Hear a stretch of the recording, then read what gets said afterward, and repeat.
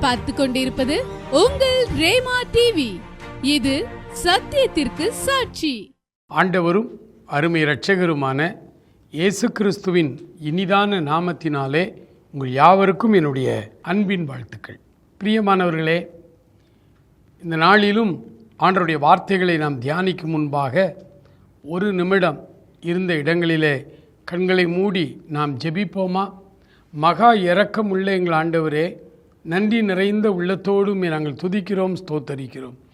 தேவனாகிய கர்த்தருடைய மகிமை நிறைந்த வார்த்தைகளுக்காக நாங்கள் காத்து நிற்கிறோம். என்னோடும் எங்களோடும் நீர் பேசும், ஆசீர்வதியும். இயேசு கிறிஸ்துவின் நல்ல நாமத்தில் ஜெபிக்கிறோம் எங்கள் அருமை பிதாவே, ஆமேன், ஆமேன். இந்த நாளிலே நம்முடைய தியானத்திற்காக நாம் எடுத்துக்கொண்ட வேத வசனம் 2 நாளாகம புஸ்தகம் 7ஆம் அதிகாரம் 15வது வசனம். 2 நாளாகமும் 7ஆம் அதிகாரம் 15வது வசனத்தை உங்களுக்காக நான் வாசிக்கிறேன். இந்த ஸ்தலத்திலே செய்யப்படும் ஜெபத்திற்கு என் கண்கள் திறந்தவைகளும் என் செவிகள் கவனிக்கிறவைகளுமாயிருக்கும். ஆண்டவர் அவருடைய பிள்ளைகளுடைய ஜெபங்களை கவனித்து கேட்கிறவராயிருக்கிறார். அவருடைய பிள்ளைகளாகிய நீங்களும் நானும் அவர் சமூகத்திலே வந்து நாம் ஏறெடுக்கிற எல்லா வார்த்தைகளையும் ஜெபங்களையும் அவர் கவனிக்கிறவராக, பார்க்கிறவராக அவர் இருக்கிறார். இங்கே பழைய ஏற்பாட்டில் தேவனுக்கென்று ஒரு ஆலயத்தை சாலமோன் ராஜா கட்டினார். அந்த ஆலயத்தினுடைய பிரதிஷ்டை நாளிலே ஆண்டவர் சாலமோனுக்கு கொடுத்த மறுமொழியாக இந்த பகுதி எழுதப்பட்டிருக்கிறார். இந்த ஸ்தலத்திலே செய்யப்படுகிற ஜெபத்திற்கு என்னுடைய கண்கள் திறந்தவைகளும் என்னுடைய செவிகள் கவனிக்கிறவைகளுமாயிருக்கும். அப்படியானால் ஆண்டவர் அவருடைய பிள்ளைகளுடைய ஜெபத்திற்கு எப்போதும் செவி கொடுக்கிறவராய் இருக்கிறார். ஆகவேதான் புதிய ஏற்பாட்டு திருச்சபையிலே மலை பிரசங்கத்திலே இயேசுநாதர் பேசும் பொழுது சொன்னார், வீண் வார்த்தைகளை அலப்பாதிருங்கள், நீங்கள் கவனமாய் ஜெபம் பண்ண வேண்டும், உங்கள் வார்த்தைகள் சுருக்கமாய் இருக்க வேண்டும். ஏனென்றால் கடவுள் உங்களுடைய வார்த்தைகளை கவனிக்கிறவராயிருக்கிறார். தேவாதி தேவன் உங்களை கவனிக்கிறவராயிருக்கிறார். எனக்கு அன்பானவர்களே, ஆண்டவருடைய சமூகத்திலே நம்முடைய ஜெபங்களை அவர் கவனமாய் கவனிக்கிறபடியினாலே நாம் தெளிவாகவும் சுருக்கமாகவும் நம்முடைய காரியங்களை அவருக்கு தெரியப்படுத்த நாம் பழகிக்கொள்ள வேண்டும். நம்முடைய ஜெபங்கள் கேட்கப்படுகிறது, நம்முடைய வார்த்தைகள் கவனிக்கப்படுகிறது. அதை நீங்கள் கவனமாய் வைத்து கொள்ளுங்கள். முதலாவது, நீங்கள் ஆண்டவருடைய சமூகத்துக்குள்ளே வரும் பொழுது, நீங்கள் ஆண்டவரை ஏற்றுக்கொண்ட பிள்ளைகளாக இருந்தால் உங்களுக்கு இன்னது தேவை, இந்த நேரத்திலே அது உங்களுக்கு தேவை, அதை பரமபிதா அறிந்திருக்கிறார். நிறைய நேரங்களில் நமக்கு என்ன தேவை என்பது நமக்கே கூட தெரியாது. நம்ம வேறு ஏதாவது ஒரு காரியத்தை இதுதான் எனக்கு தேவை என்று நாம் நினைத்து கொண்டிருப்போம். ஆனால் ஆண்டவருடைய வார்த்தை சொல்லுகிறது, நமக்கு என்ன தேவை என்பதை அவர் அறிந்திருக்கிறார். அதனால் நீங்கள் வீண் வார்த்தைகளை அலப்பாதிருங்கள். ஆண்டவருடைய சமூகத்தில் குறிப்பாய் கவனமாய் நீங்கள் தேவைகளை அவரிடத்தில் நீங்கள் மனம் திறந்து பேச வேண்டும். ஆண்டவருடைய வார்த்தைகள் ஜீவனுள்ள வார்த்தைகள், அது ஆவியாயும் ஜீவனாயும் இருக்கிறபடியினால் அந்த வார்த்தைகளின்படியே அவர் நமக்கு பதில் தருகிற தெய்வமாயிருக்கிறார். அவர் நம்முடைய காரியங்களை தூரத்திலிருந்தே அறிகிறார் என்று வேதம் சொல்லுகிறது. அவர் நம்மை ஆசீர்வதிக்கிற தேவன். ஆகவேதான் சங்கீதக்காரனாகிய தாவீது தன்னுடைய சங்கீதத்திலே சொல்லும் பொழுது, ஜெபத்தை கேட்கிறவரே மாம்சமான யாவரும் உம்மிடத்தில் வருவார்கள் என்று அவர் சொல்லுகிறதை பார்க்கிறோம். ஆண்டவர் நம்முடைய ஜெபங்களை கேட்கிறவர். நமக்கு இன்னது தேவை என்று அவருக்கு முன்னமே அவர் தெரிந்திருந்தும் நாம் அதை அவரிடத்தில் கேட்க வேண்டும் என்று அவர் விரும்புகிறார். ஆகவேதான் எல்லா ஊழியக்காரர்களும் ஜனங்களை பார்த்து அவர்கள் உபதேசிக்கும் பொழுது ஜெபியுங்கள், ஜெபியுங்கள், ஜெபியுங்கள் என்று திரும்ப திரும்ப திரும்ப சொல்லுகிறதை பார்க்கிறோம். 25 முடிந்து 26வது வருடம் வந்துவிட்டோம். அதிலும் ஜனவரி மாதம் இப்போதான் துவங்கின மாதிரி இருந்தது. வேகமாய் போய்கொண்டிருக்கிறது, வேகமாய் நாம் போய்கொண்டிருக்கிறோம். ஆகவே மிக கவனமாக நம்முடைய ஜெப வாழ்வை நாம் சரி செய்து அதை வளப்படுத்த வேண்டும். கடந்த வருடத்தை போல் அல்லாமல் இந்த வருடம் நம்முடைய ஜெப ஜீவியம் அதிகமாய் வளர வேண்டும். ஏனென்றால் என் நாமத்தினால் நீங்கள் எவைகளை கேட்பீர்களோ அவைகளை எல்லாம் அவர் தருவதற்கு ஆயத்தமாய் இருக்கிறேன் என்று அவர் சொல்லியிருக்கிறார். ஆகவே நாம் இந்த வருடத்திலே மிக விசுவாசத்தோடு நம்முடைய ஜெபங்கள் எல்லாம் கேட்கப்படுகிற ஜெபங்களாய் அமைய வேண்டும் என்று நம்முடைய ஜெப வாழ்வை நாம் வளப்படுத்த வேண்டும். முதலாவதாக உலக அளவிலே பரிசுத்தவான் என்று எல்லாரும் ஏற்றுக்கொள்ளுகிற டாக்டர் பில்லி கிரகாம் அவர்கள் சொல்லுகிற அவருடைய செய்தியிலிருந்து நாம் அறிந்து கொண்ட ஒரு அவர் சொல்லுகிறார், அதிகாலை 3 மணிக்கு ஆண்டவர் ஒவ்வொரு மனிதனோடும் பேசுவதற்கு ஆவலோடு காத்திருக்கிறார். அதிகாலை 3 மணி ஜெபம். அதிகாலை 3 மணிக்கு அவருடைய பாதத்திலே நீங்கள் காத்திருக்க பழகுங்கள், ஜெபிக்க ஆரம்பியுங்கள்.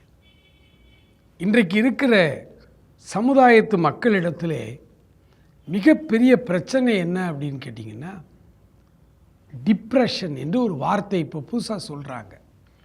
30 வருஷம் 25 வருஷத்துக்கு முன்னாலெல்லாம் எங்கள் காலத்தில் அது இல்லை. ஆனால் இப்பொழுது இளைஞர்களிலிருந்து சிறு வயது பிள்ளைகளிலிருந்து பெரியவர்கள் வரைக்கும் அவர்களுக்கு டிப்ரெஷன் என்கிற ஒரு காரியம், மன அழுத்தம். நாங்கள் சிறுவர்களாக இருந்த பொழுது வகுப்பிலே ஆசிரியர்கள் எங்களை அடித்தால் அல்லது அவர்கள் எங்களை திட்டினால் அல்லது எங்களுடைய தவறுகளுக்காக அவர்கள் எங்களை கண்டிக்கும் பொழுது, அந்த கண்டிக்கும் பொழுது எங்களுக்கு கஷ்டமாக இருக்கும். அவங்க அடிப்பாங்க, வலிக்கும். ஆனால் ஒரு நாள் கூட இத்தனை பேருக்கு மத்தியில் வச்சு என்னை திட்டாங்களேங்கிற வருத்தம் அன்றைக்கு எந்த மாணவனுக்கும் மாணவிக்கும் இருக்காது. 40 ஆண்டுகளுக்கு முன்னால் உள்ள நிலைமையை சொல்கிறேன். அன்றைக்கு வகுப்பறையில் நாம் அடி வாங்கினா, ஹோம்ஒர்க் எழுதாமல் அடி வாங்கினா, ஐயோ ஹோம்ஒர்க் எழுதாமல் எப்படி அவமானப்பட்டவன், அந்த மாதிரி ஹோம்ஒர்க் எழுதலையேங்கிற அந்த கவலை தான் இருக்குமே ஒழிய, என்னை அடிச்சிட்டாரே ஆசிரியர், அது இத்தனை பேருக்கு முன்னால், மாணவனாக இருந்தால் மாணவிகளுக்கு முன்னால் என்னை அடிச்சிட்டாரே, இந்த டிப்ரெஷன் ஒரு நாள் அந்த காலத்தில் வரல. ஆனால் இன்றைக்கு அப்படி செய்ய முடியல வகுப்பில். அதனால தான் இன்றைக்கி அரசாங்கமே சட்டம் போட்டிருக்கு, உடல் ரீதியான தண்டனை கொடுக்காதீங்க, அடிக்காதீங்க, அவங்கள ஏசாதீங்க, திட்டாதீங்க அப்படின்னு. ஏன்னா இன்றைக்கு ஆசிரியர் வார்த்தையை அப்படி சொல்லி திட்டின அந்த பிள்ளைங்க தான் தவறு செய்ததுனால தானே திட்டாரு அப்படி எடுக்காமல், இத்தனை பேருக்கு மத்தியில் என்னையை கேவலப்படுத்திட்டாரே, உடனே சூசைடு. அதான் அரசாங்கம் பார்த்துச்சு. எதற்கு இந்த பிரச்சனை? ஆசிரியர்களை பார்த்து சொல்லிச்சு, நீ ஒன்றும் சொல்லாதையா, சிரிச்சுக்கிட்டே வகுப்புக்குள்ளே போ, பாடம் நடத்து.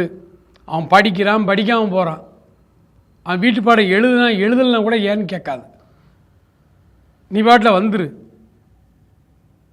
இப்படி சட்டங்களையே மாற்ற வேண்டிய ஒரு காலகட்டத்திலே நாம் இருந்து கொண்டிருக்கிறோம். என்ன கண்பானவர்களே, இந்த மன அழுத்தம் அதிகமாக இன்னைக்கு ஏன் இந்த சமுதாயத்தை பிடித்து அநேகரை மரணத்துக்கு நேராய் சாத்தான் வழி நடத்துகிறான். சமீபத்தில் ஒரு கணவன் மனைவிக்கு இடையில் பிரச்சனை. அவளுக்கு 2 ஆண் குழந்தைகள், 7 வயதில் ஒரு குழந்தை, 2 வயதில் ஒரு குழந்தை. பேப்பரில் வந்த செய்தியே நான் உங்களுக்கு சொல்கிறேன். கணவன் மனைவிக்கு இடையில் சின்ன சின்ன பிரச்சனைகள். கணவர் குடிக்க ஆரம்பிச்சிட்டாராம் வீட்டில், அதனால் பிரச்சனை, சண்டை. உடனே அவளுக்கு டிப்ரெஷன். அதிகாலையில் எழுந்து 2 பிள்ளைகளையும் கொண்டு போய் கிணத்துல தூக்கி போட்டு அவளும் விழுந்து செத்து போனான். 3 பேரும் செத்து போனான். இந்த 2 குழந்தைகள் என்ன பாவம் செய்தது?